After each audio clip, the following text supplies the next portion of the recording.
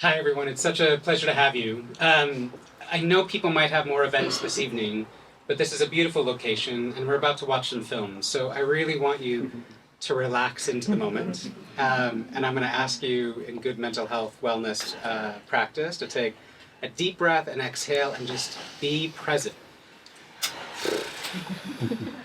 And the reason I'm asking you to do this is because we're about to spend some time being inspired. The purpose of this evening and the purpose of this series is to celebrate life-saving work. And it's to inspire hope so we can do more. Because there's a lot of good work to do. I haven't had a chance to meet everyone tonight, but I'm really grateful for the quick conversations I have.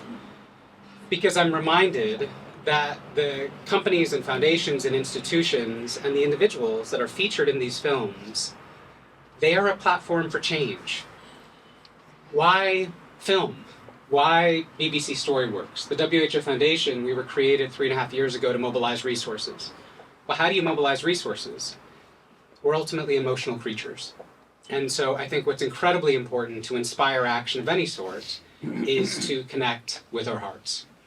It is a tough moment. We're coming out of years of challenging context of the pandemic, of climate change. We're in a beautiful location, but many people aren't. Many people are caught in the crossfire. Many people are caught in conflict. Many people are caught in the wake of natural disaster. It is a tough moment. And that means that those of us who have resources, who have power and privilege, it's our responsibility to act. But we're also emotional creatures, and we can feel the heavy burden of the world as it exists. And therefore, we need hope.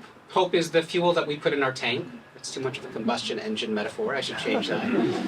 It's the electricity that we put into our tank. Hope is what allows us to do more.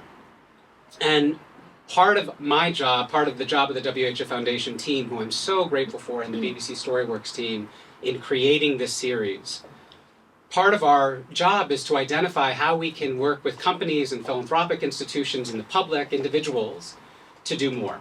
And some of what this film series shows, and you won't see all of it, there's 25 films, by the way, it's amazing.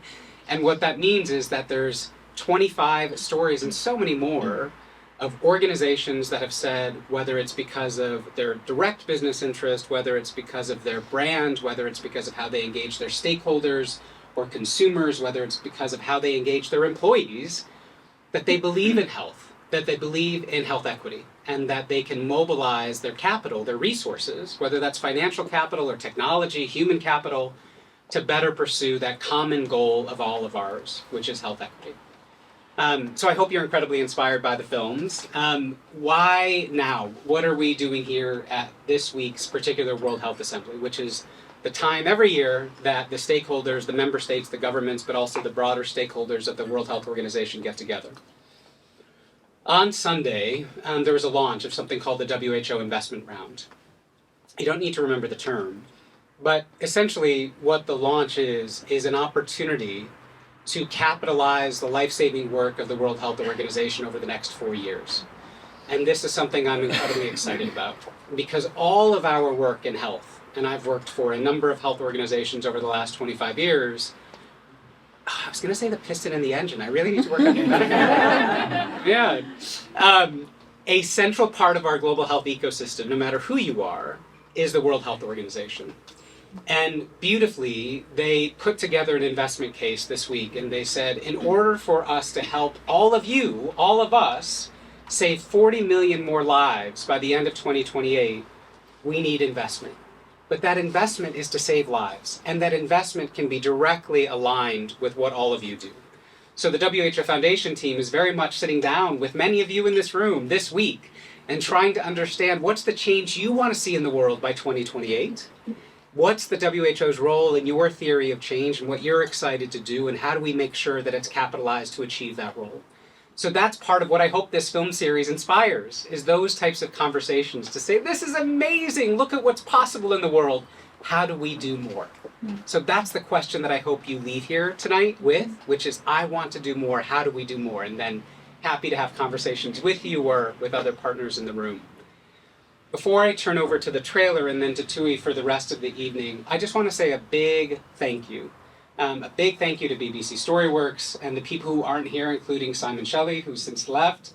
A big thank you to the WHO Foundation team, including Tia Jiwa, who's also since transitioned from our team. A big thank you to the organizations that have sponsored these films and the individuals who are featured in them. You're going to hear from Maureen in a moment, who I just met, but I just want to say how important it is in all of this work that we do to create these types of films to understand that the main star are the individuals who are working across the world to actually deliver health services and save lives. And I'm so, so grateful that we have the opportunity to hear from and learn from Maureen as one of such individuals. So thanks to everyone who's been involved.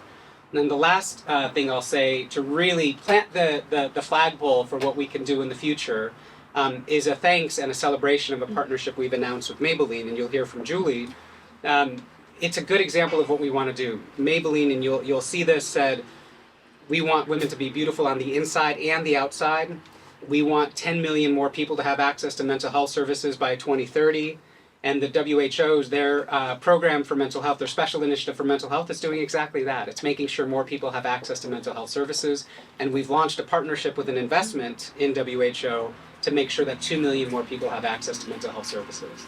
So that's a little taste of what more we can do, and I hope you are inspired to do more with us in the days and weeks, months, years ahead based on these films. Thanks very much.